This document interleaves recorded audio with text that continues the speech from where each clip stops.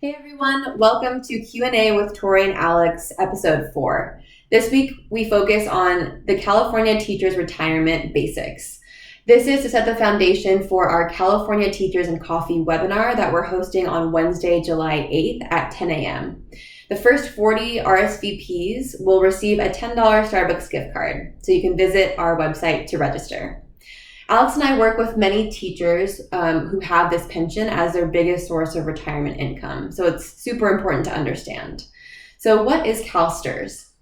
So CalSTRS stands for the California State Teachers Retirement System, but essentially it's the retirement pension for the teachers in California.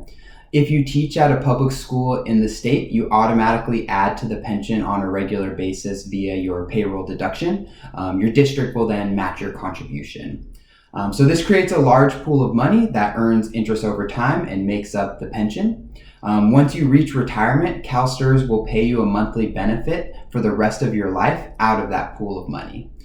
So in general, teachers that are active are constantly contributing a little over 10% of their salaries towards the pension, while retirees are constantly withdrawing from the pension to fund their retirement. Second question is, what will my monthly benefit be? So this depends on a formula, and CalSTRS uses two formulas. One is called the 2% at 60 formula, and the other one is 2% at 62. Those hired before 2013 are in the 2% at 60 formula, and those hired in 2013 and after are in the 2% and at 62 formula. Some newer teachers will have to work a little bit longer to get the same benefits as their more experienced counterparts. What are the factors that make up these formulas? So regardless of which formula you fall into, there's going to be a 3-factor equation that will help you estimate what your benefit is going to be from the pension. So the 3 factors are 1, service credits, 2, age factor, and 3, final compensation. So we'll start by talking about each of these different factors. So Tori, what are service credits? So in general, 1 full-time year of teaching is equal to 1 service credit. You cannot earn more than 1 service credit per year. You can earn partial service credits though for part-time work, and you can find out how many service credits you have on your most recent CalSTRS statements. What is my age factor? So this is the second factor in that equation, and your age factor is based off of a table inside of the CalSTRS handbook. So for those hired before 2013 in the 2% at 60 formula, depending on what age you decide to retire at, your age factor will be based off of that age. But if you were to retire exactly at 60, you would use 2% for your age factor, just like the name of the formula indicates.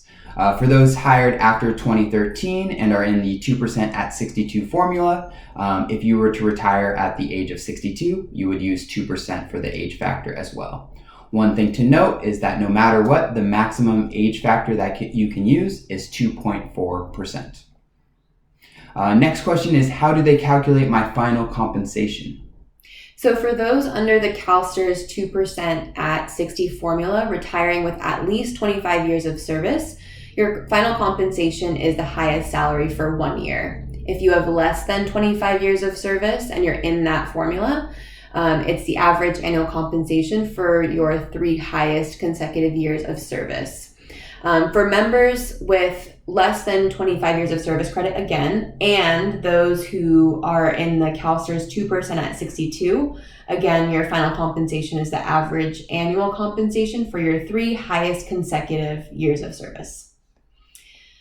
So we'll go through an example. If I was hired in 1995, have 25 years of service credits, retire at 60, and my final compensation is $100,000 a year, what is my CalSTRS member-only benefit?